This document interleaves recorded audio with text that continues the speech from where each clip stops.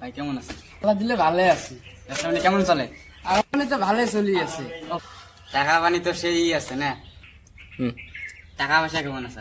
কি কমো টেহা পয়সা তো ভালো চলি আছে, মানে বর্তমান এলা কাইও মোটে টেহা না, টেহা বর্তমান কি কমো কাইও বর্তমান এলা কাইও কোনোদিন কবার না একটা টেহা পামো। যে যা